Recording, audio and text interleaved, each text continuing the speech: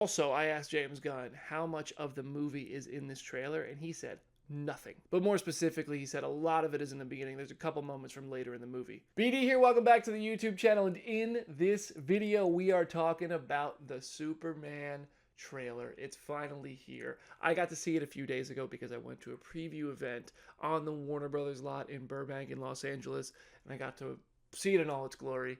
It was amazing, and now you have. So in this video, I'm bringing the perspective from writer-director James Gunn, Superman himself, David Corenswet, Lois Lane, Rachel Brosnahan, Lex Luthor, Nicholas Hoult, because they were all on hand for a 40-minute Q&A, and I got to talk to some of them after about the opening scene and the credit scenes and everything in between. So no spoilers, I promise you that. I have another video on the channel right now talking about my interview with James Gunn from the set. I highly recommend checking that out. Go ahead and get in the comment section and tell me what you thought of the trailer, because I'm very excited to see everybody's opinions of this. And if you don't mind hitting the thumbs up and subscribing to the channel, because your support is what makes this possible for me to live a dream like this and be a part of moments like this and deliver the news to you this way. Let's jump in. First of all, let's talk about the event. The whole theater there was decked out with Superman preview event. It felt like a spectacle. It felt really big, and it was packed. There were so many members of the press and influencers there. I haven't seen this many members of the press and influencers, maybe outside of like a movie premiere or a Comic-Con event, in a long time.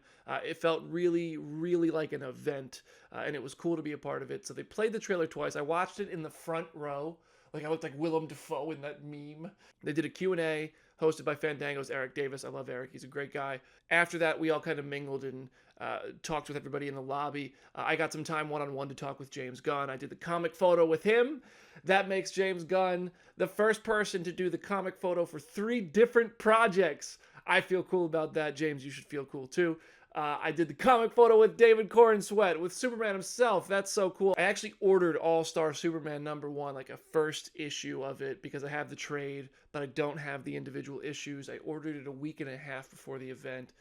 It didn't get delivered until the day after the event. So eBay user, you failed me on that one. But hey, if I get to do the junket, we'll just redo the photo with the proper comic that inspired this movie. As for the reveals, I'd say there were more reveals in the set visit interview, so I highly recommend watching that video, which is also available on my channel. But this was more about adding context, I think, to the characters, the trailer, and the movie itself. And a lot of it is really interesting, and I think you're going to enjoy hearing this. And it's going to really, by the end of this video, help you get a feel of what James Gunn and the cast were going for and how they see Superman and whether or not you agree with their take. But of course, I'm going to start at the end. After the trailer Q&A, I saw James Gunn. I went right up to him. I asked him a few questions, just myself. And one of them was, is there a credit scene? That was the first thing I said. You gonna throw a credit scene on this thing? And at first he said, sort of. I saw the wheels start turning about whether he wanted to give something away or what he was gonna say. But the answer at first was sort of. And then he went on to say, if you look at my credit scenes on the Marvel movies, the one time I fucked myself was when I put Adam Warlock in, because then I'm like, oh shit, now I gotta put Adam Warlock in the next movie, which actually was a pain in the ass. So I'm not gonna set up whole universes with end credit scenes. I love giving audiences who sit through the credits end credit scenes, but I'd rather it be something that's fun for fans and not necessarily, hey, we're setting up the whole next part of the universe, because I know how it goes and I know what it's like. And it's like, you think of the best credit scene, but then you got to adhere to it down the road. Gunn did previously say there's probably only a couple little things in Superman that are going to set up the DC universe outright. And one of those is obviously, for example, Frank Grillo's Rick Flag, who debuted in Creature Commandos and will go on to be in Peacemaker Season 2 all after he appears in Superman in live action. Also, I asked James Gunn how much of the movie is in this trailer, and he said nothing. But more specifically, he said a lot of it is in the beginning. There's a couple moments from later in the movie. Now, going back to the beginning, the trailer opens with Krypto rescuing Superman, and that is a relationship James Gunn seems very excited to share with audiences. He said, from the beginning, I think we're seeing a different side of Superman than what we see normally on screen. This movie, at the end of the day, is not about power. This movie is about a loose term of the word, a human being, and who he is as a person, and as a person who is struggling with his day-to-day life. We see a different aspect of him at the beginning, so I thought that was a cool place to start the trailer, frankly. And when it comes to Krypto more specifically, he said, Superman's relationship with Krypto is complicated. He's not not nearly the best dog he seems.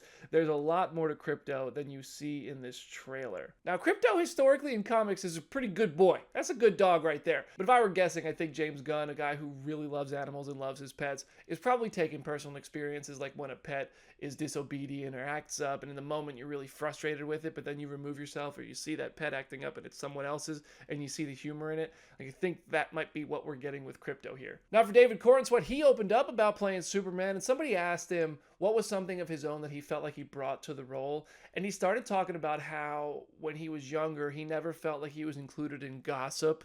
And at first I was like, wait a second, dude, you look like Superman. There's no way you were not like the cool guy in high school. Come on, like let's just tell it like it is. You weren't having a hard time fitting in, right? And then that's not where he was going. He was just saying that he wasn't a part of gossip, the negative conversations about people and relationships. So as a result, he would see the best in people. And he said that he identifies with Superman in that regard. Like he said, Superman, sometimes people think he's naive and there's a certain naivete that comes with him. But he didn't really think that's the case. He just thinks that Superman sees the best in people, and because of David's own life experiences, he often saw the best in people. And I thought that was kind of an interesting take, definitely an unexpected answer. He did say on a more specific note, he got inspiration from a specific comic that James recommended to him. It was All-Star Superman. The full quote is that he said, James suggested All-Star Superman, which I did read, and for Clark specifically, it was interesting having a silent version to look at. I hadn't read so many Superman comics that I had a sense of all the different Clarks that had appeared in the comics. I knew the ones that had appeared in television and in films. It was great having a silent one and getting an impression from it. I drew a lot from that for Clark. I also stole some of the stuff from my brother-in-law, who is 6'8", 270 pounds, and has the deepest voice and is always in the way and is trying not to be. I took that for Clark. I think it's really cool that they are making a profound difference between Clark Kent and Superman. I mean, I don't think that's uncommon, but I'm excited to see how David and James are delivering that to us. I did ask David after that Q&A one-on-one when I saw him outside if he knew the next time he's going to have to suit up as Superman or report to set or what the roadmap looks like, and he says he doesn't know. Of course, along with Superman and Clark Kent is Lois Lane. Rachel Brosnahan opened up about the character and what the character has meant to her all along, and this is what she said. I've always been inspired by this character. She is somebody who is ambitious and courageous and hungry and determined to get the greatest stories almost at any cost. I've always loved this character and was so excited by the opportunity to bring all of those things that have been true of her in every iteration. But also, one of the things I love about this character, almost more than any other character in the comics and in the movie, she evolves to fit what it would mean to be an intrepid journalist of each generation and each decade that she's presented in. I think our challenge is how she might fit into the canon today. Today we're living in a world where print journalism to some is perhaps an endangered art form, and she is somebody who has dedicated her entire life to it. I love that she's somebody that doesn't know what the word no means, and that motivates her. I also talked to Rachel after the Q&A, and I asked her if she knew when she was coming back. She also says she doesn't know when she'll be returning as Lois Lane in the next DC Universe project, but she did also say that she talked to women in real life who were journalists to hear about their life experiences and perspectives to help her inform the Lois Lane character, and I respect the hell out of that. That's pretty cool. Now, of course, we got to talk about Lex Luthor. We saw bald Nicholas Hoult as Lex in the trailer, and actually, what Nicholas said about Lex Luthor's perspective and just the villainy of him, I thought was really interesting. He said, this Lex, obviously he's smart and ruthless, and he has to outmaneuver Superman on some levels because he can't match him in others. There's also something about this character, hopefully from my standpoint, that even though you don't agree with his process, there's an element where you can understand on some levels where he's coming from and why perhaps what he's pushing as his ideology is perhaps better for humanity. I'm all for it. A villain that we can understand even if we don't agree with his methods. That's the chef's kiss right there. I'm not sure if Lex is going to know Superman's secret identity in this movie. I'm also not sure if Lois is. Lois was obviously very, very close to Superman in this trailer. And there's been precedent set in comics that Superman can literally tell her he's Clark Kent and she doesn't believe him. So those glasses are really doing their thing. But this is what David Corenswet had to say about the secret identity of it all. He said, the whole point of having a secret identity is, at least, it's at risk in a film. He's early in his career at the Daily Planet. He's established, but he's no Lois Lane. He's trying to make a name for himself as a reporter, and he's trying to fit in with the other exceptional journalists at the Planet. And I think he's sort of dipping his toe in the waters on who he can trust and who he can't. And obviously Lois and Clark are going to be very close with each other as well. And the way Rachel Brosnahan summed that up is they both work hard, play hard, and love hard. Now, though the action in this movie is said to be inspired by Top Gun Maverick and the world building is taking cues from Game of Thrones, Gunn is actually really making this a reflection of our world, and I found his take on this to be quite fearless and honest. Like, I think a lot of people would be afraid to speak this way in a setting like this, and this is what he had to say. I think that when I watch the trailer and the movie, we do have a battered version of Superman in the beginning, and I think that it's our country. I believe in the goodness of human beings, and I believe that most people in this country, despite their ideological beliefs or their politics, are doing their best to get by and trying to be good people, despite what it might seem like to the other side, no matter what that other side might be. This movie is about that. It's about the basic kindness of human beings, and that it can be seen as uncool, and that it can be seen as under siege when some of the darker voices are some of the louder voices, and that's what happens when you let the internet seem like it's the world, and it's not the world. I live in a very rural part of Georgia, and I see the kindness and the beauty in the people every day who don't share all the same political beliefs as I do, but I think that's what this movie is about, the basic fundamental decency of human beings all over the world. I find that to be a really interesting take, and I actually think there's a good chance we leave this movie feeling hopeful about our surroundings, and I wouldn't mind that. And I want to end this video with a quote from David Corenswet about playing Superman and the best parts of it, and I think this is the proper sentiment to end this video on, because to me, being there, feeling like a part of this, seeing the screen, hearing everybody talk about it, seeing the trailer for myself, getting to form my own opinion on it, it felt like I was a part of something, and it felt really cool, and it filled me with hope, and it made me very optimistic for this movie. I love previous iterations of Superman and very recent iterations of Superman. I'm still very excited for this, especially after seeing it and hearing about what went into it. I've spent time on set. I have now talked to everybody for over an hour, pretty much each. And it's really just cool to hear about the good hands it's in, the care they're giving to it. Does that mean it's necessarily going to be a home run of a movie? No. But I'm a believer in it. I do think that this has a chance of being something spectacular and special and a big moment at the movies in 2025. And I'm really grateful for the opportunity to have been there, to have been included on this event. But above all, it just genuinely made me a believer in this.